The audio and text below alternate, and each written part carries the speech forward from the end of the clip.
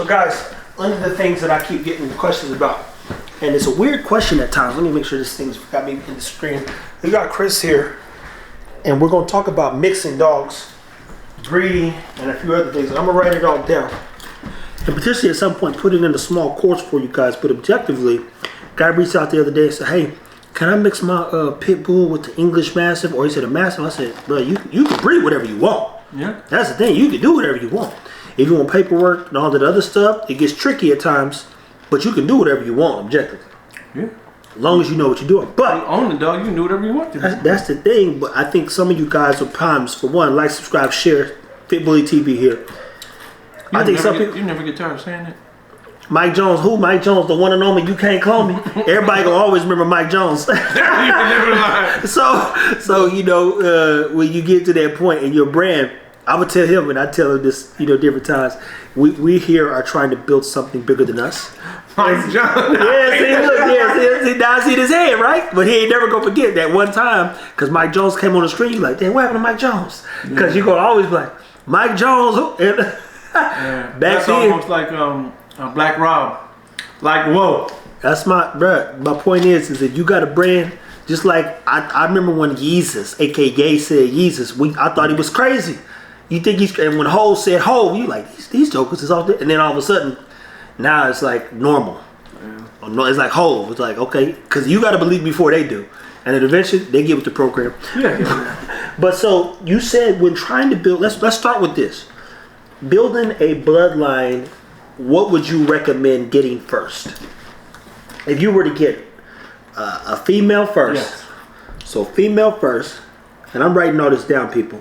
Female first, and then you would breed her to somebody's boy. So here's what I would do. If I could do it all over? Yeah.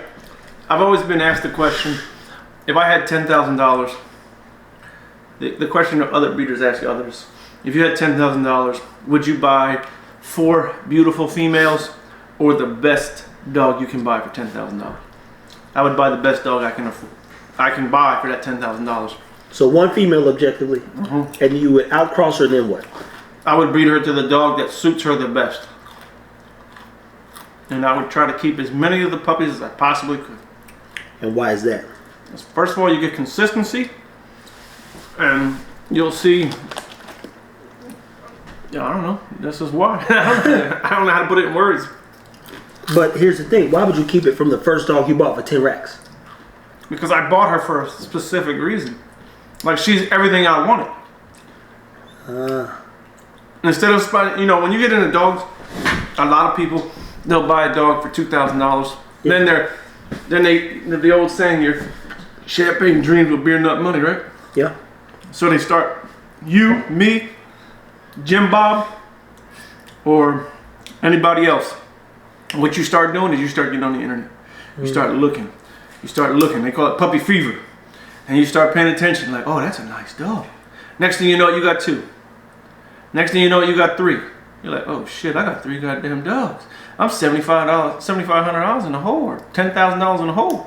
If you would have just paid the money for the best female you could have bought, you could have made your own puppies.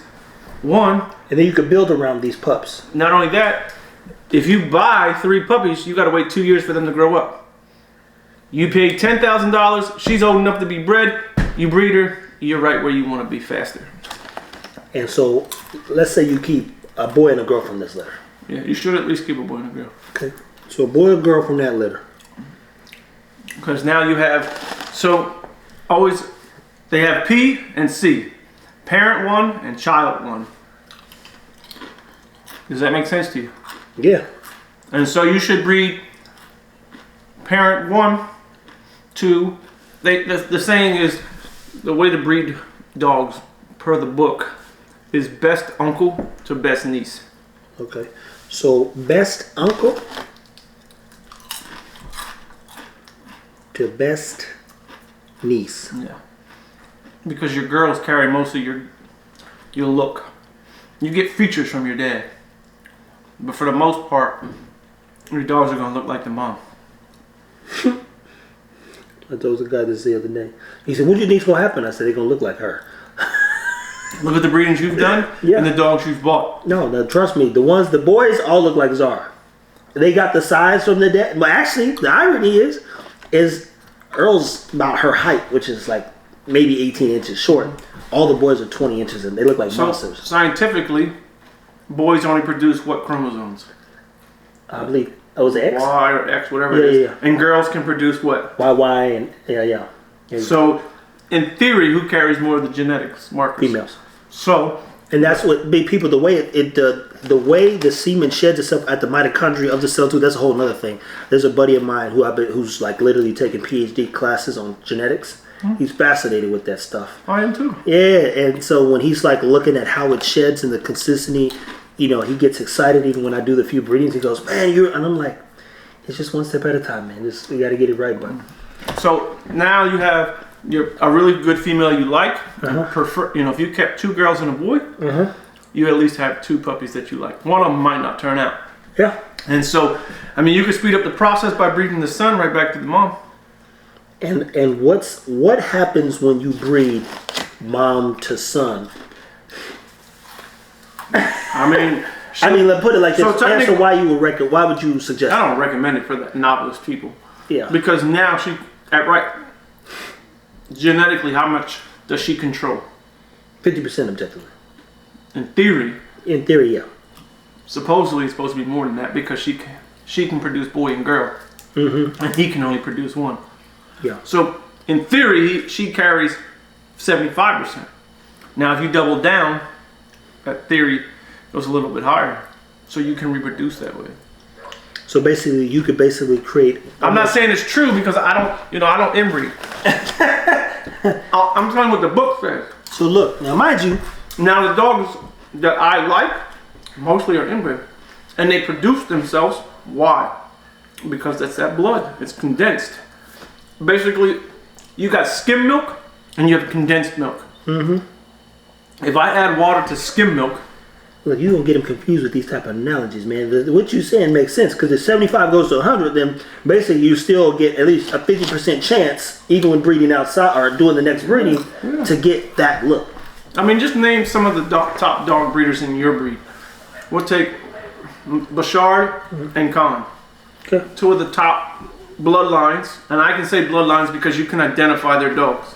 I would definitely say Muscle Tone's got a look. It's got and it stands out. Yeah, you. And if you look at his pedigrees, he inbreeds. He line breeds. He'll take a Magoo son to a Magoo daughter, top, on the bottom, Magoo son to a Magoo daughter. So you got 4 times Magoo in 3 generations, and then he'll breed that together, and then breed that together. Now, what are the pros? What are the cons when doing such? That's how you consistently can. I would say, not consistently. That's how you raise your percentages. Because now. And that's a percentage of coefficient, people, so that you get. So the best way you can explain it to people who don't understand is color. If you're trying to make a blue dog, you have to use a blue dog. So if you have one dog that's blue, and all the other dogs are fawn, red, black, whatever color, you know what I mean? Yeah. So you breed the blue dog to the black dog, the blue dog to the red dog. Now everybody carries blue. And you breed the 2 carriers together, and you'll get what? Blue. In theory. Yeah. It's the same concept. So it's the same concept for genes. You just have to double down on what you're looking for. Imagine a gene, head, shoulder set, rear, muscle, color. It's all a gene. So if you double down on it what? Your ratio of getting it is in your favor. You increase the percentage of chance. Yes. Yeah. It's still a game of chance. We can breed. You can breed a black dog. I just did it. I bred a blue dog to a chocolate dog. She carries chocolate. There's only 2 chocolates in the whole litter. So my percentage should have been 75%. I only got 30%. Well, that's the other crazy thing I read too, because even when you have that type of carrier, a lot of times it says a 33% chance that 33% of the litter will be, let's say, one color that you were hoping for. So what we misread the percentage. The percentage is per dog. not per litter. Yeah. So that's why it comes down to such a low number. They're like, Yeah. I thought both dogs were this and that. And you go, oh, you got a 50% chance. No, each bro. dog had a 50% chance of creating or making blue. But only 2 dogs a lot of times. 2 to 3 dogs will be the actual tries or whatever they're trying to create. So you breed a tri-carrier to a tri-carrier. I mean, luck could be in your favor and you get all tries. Yeah. Or luck could be in Mother Nature's favor and you get all fawns. You know what I mean? So there's no scientific answer. That Too many variables. way too many. There's a lot of variables when. I bred to a Merle before. Not one puppy was Merle. Yeah. Not one. I paid extra for the Merle. I didn't get one.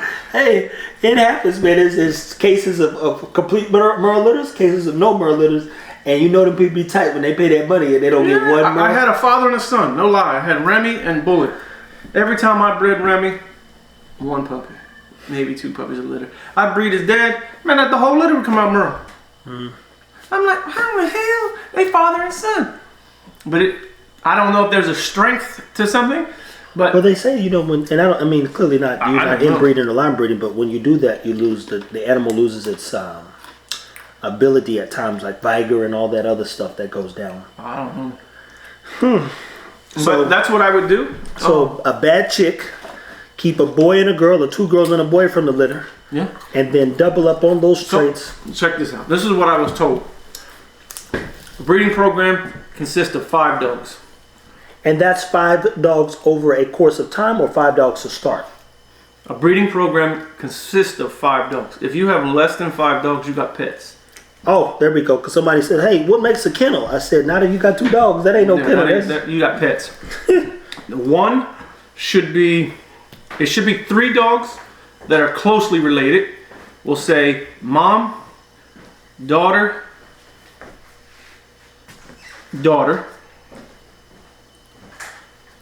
One that's loosely related, first cousin, or I don't know, uncle. Auntie or uncle, something like that. One removed. You know what I'm saying? Like aunt, great aunt, something like that. Or aunt, something like that. And then one completely not related. One dog, not related. How come? But there has to have the same phenotype as the rest of these 4. So these 4 are related, so they should all have the similar phenotype, but they have similar genotype as well.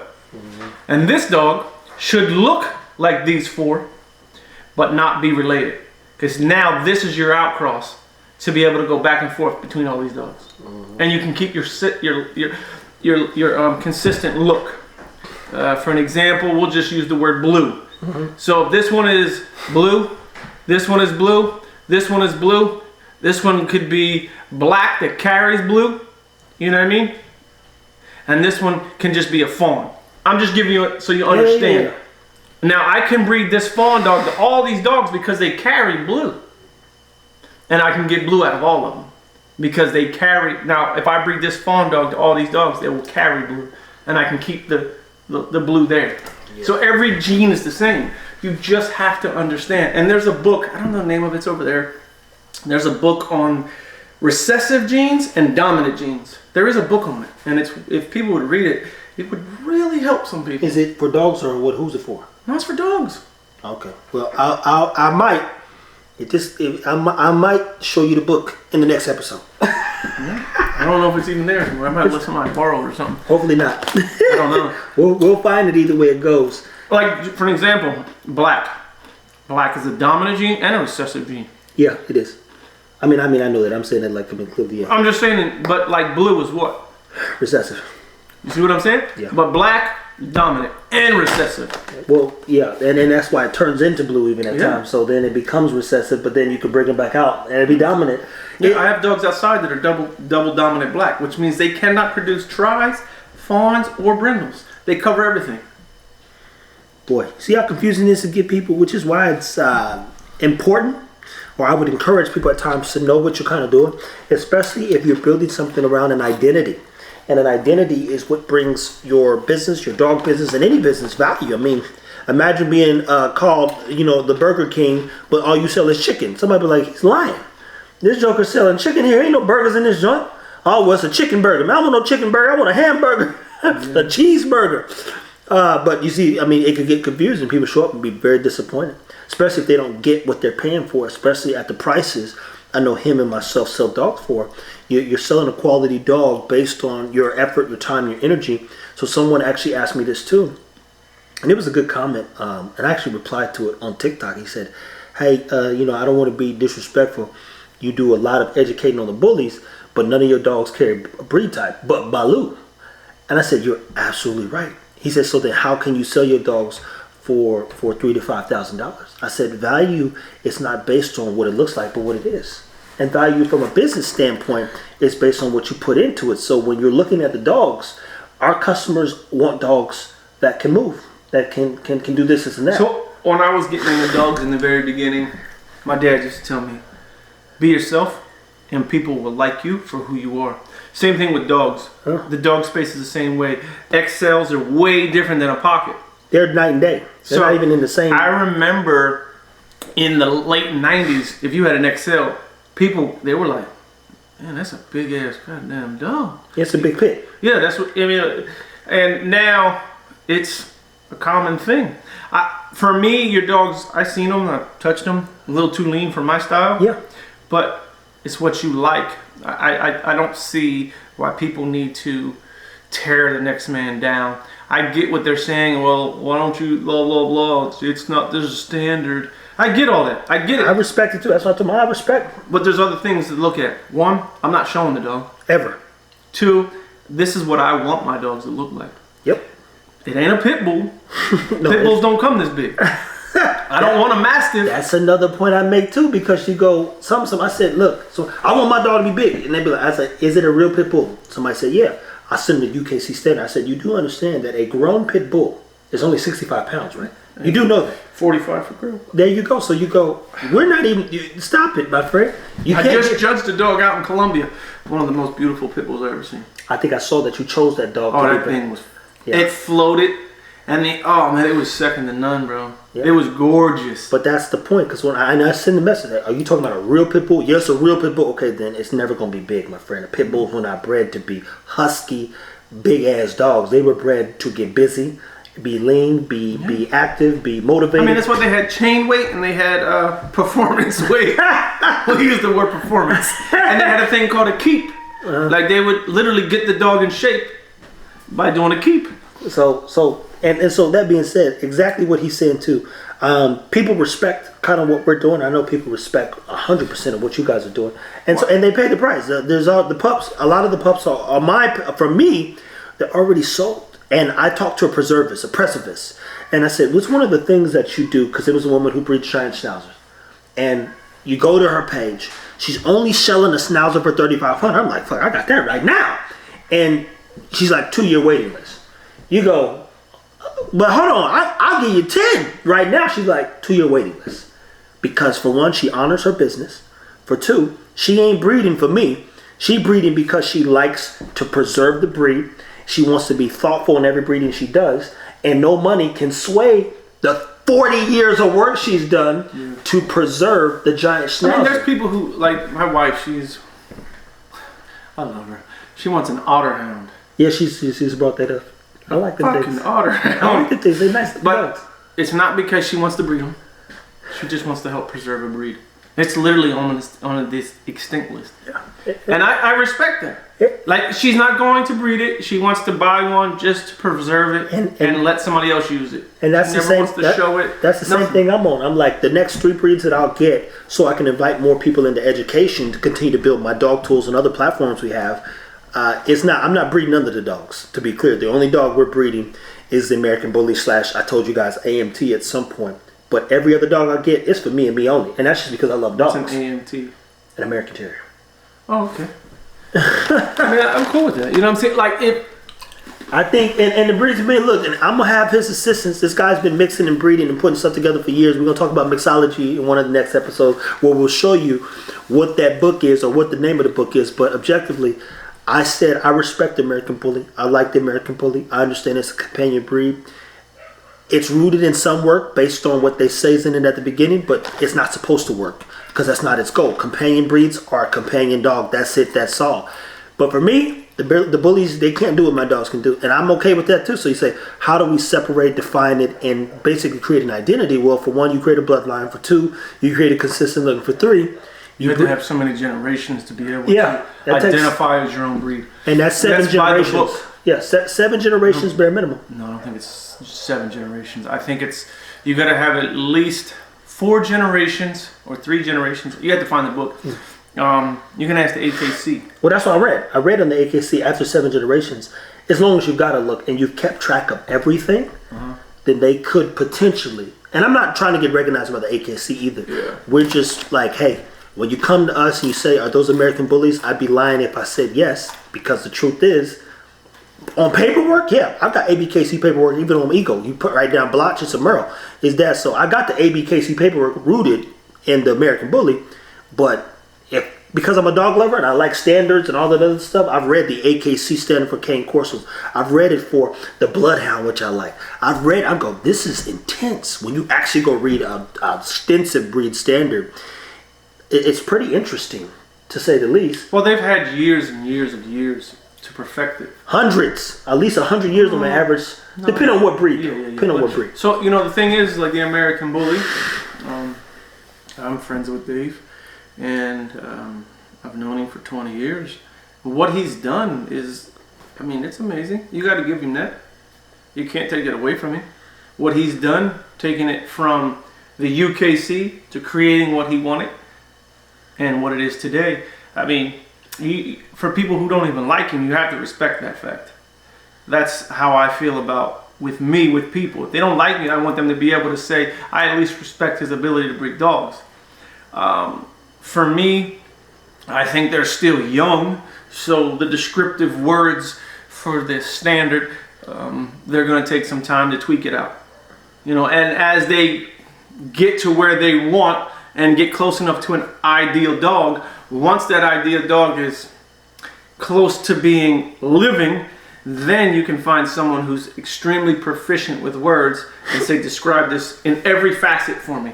Is that upon us yet? No. No, not even close. No, not even. Yeah, not even close. And again, I think collectively and I don't think, Chris said this before because he's a judge, he believes it's important to go and see a lot of dogs. And it helps sharpen your tools. So for me, I had some bloodhound or some of them long hound type dogs. What are they called? Dachshunds. No, not the weenie dogs. No. My papa had them for a day, maybe take them back because they were too lazy. They only got excited when they went outdoors. That's when they got turned. Not beagles, because it's long like a sausage, but it's like, it can get up to 70 pounds. I don't know if it's a basset hound. Yeah, basset hound. That's what it would be. Fucked up feet. Yeah, it's a goofy looking dog. We had 2 of them jokers. He bought 2 of them. Big bone. Yeah. And you like, this little joker is in my homegirl got one, but so they was so lazy in the house. He like that. Take them outside, they turn up. But point is, I think it's important in my experience, just as far as life is even concerned, to diversify your perspective, especially if you do dogs, to invite more dogs into your space if you're going to do dogs, because it'll better you. Just like anything in life. Hey, I don't like it. Have you tried it? That's it. Just shut up and at least try it, my friend. At least try it, motherfucker. Yeah. At least give it a chance, and you'll be surprised what the dog can do for you, what it can teach you, and how you can be better. So in this particular episode, we broke down just a little light case of what you would do if you were starting. You were given $10,000. You'd put your best foot forward by buying a female you believed in, keep the majority of the litter, work from that, and add some to it. Keep some aunties, some uncles. It's the same investment. Yeah. It just seems larger because it's a one-time purchase. There you go. It's the same investment. More is not always better in this case, and in reality, it's never better. What you see if you do like business is people say, I went out and spent all this money and then lost it all. Because they didn't do what? Identify the business's needs, the business's challenges, solve as many business problems as they could, and then build from where the business actually needed to grow. And it sounds complicated, but it's like, hey, let's take our time, because when you do get it right, if you can keep getting it right, that's the question. It ain't about what you got, it's about what you can keep. That's the rule that we've always had in business. It's not about how much I can make. I could go raise a lot of money right now for what we're even trying to do. I'd rather get it right and work through our challenges, because if I do get it right and that margin stays where it needs to be, you go, oh, we're good now. Well, I mean, the best way to look at it is Floyd Mayweather. Uh-huh. I mean, when he first started and he only had 1 or 2 wins, nobody really cared. Nobody cared. But now he's 50-0, and he talks his talk. He can talk it because he's backed it up 50 times. Yeah. And guess what? I can guarantee your kids will know who Floyd Mayweather is. But are they going to know who Trinidad is? Trinidad James. Exactly.